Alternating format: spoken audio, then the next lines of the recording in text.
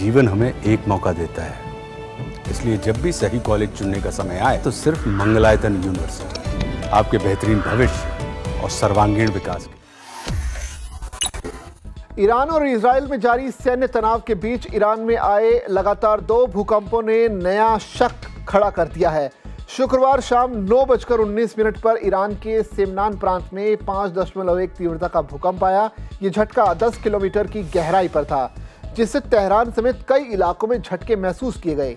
इससे पहले 15 जून को फोर्डो के पास 2.5 तीव्रता का हल्का भूकंप भी दर्ज किया गया था, जो कथित तौर पर इजरायली हवाई हमलों के बाद आया।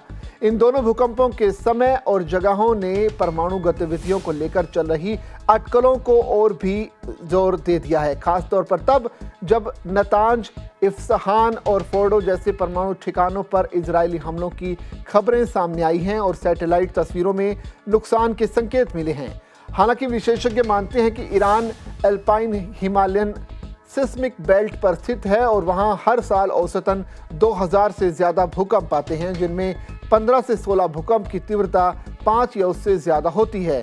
2006 से 2015 के बीच ईरान में 96,000 से ज्यादा भूकंप के झटके महसूस किए गए।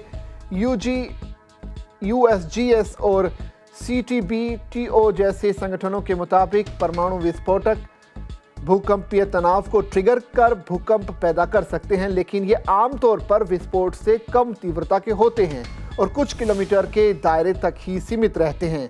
प्राकृतिक भूकंप में P वेव और S वेव दोनों होते हैं, जबकि न्यूक्लियर ब्लास्ट मुख्यतः P वेव उत्पन्न करता है। बार्कले सिस्मोलॉजी लैब और नेशनल जियोग्राफिक के मुताबिक भूकंपीय तरंगों के विश्लेषण से दोनों के बीच अंतर तय किया जा सकता है। CTBTO और स्वतंत्र भूकंप विशेषज्ञों का विश्लेषण दर्शाता है कि सेमनान और फोर्डो के भूकंप प्राकृतिक भूकंपीय गतिविधियों के अनुरूप हैं। भारत और पाकिस्तान तनाव के दौरान भी इसी तरह की अफवाह उड़ी थी, लेकिन इंडिया टुडे ने सिस्मोग्राफिक साक्ष्यों के आधार पर इन्हें खारिज किया था। ईरान के भूकंपों का परमाणु परीक्षण या सैन्य गतिविधियों से कोई ठोस संबंध नहीं दिखता।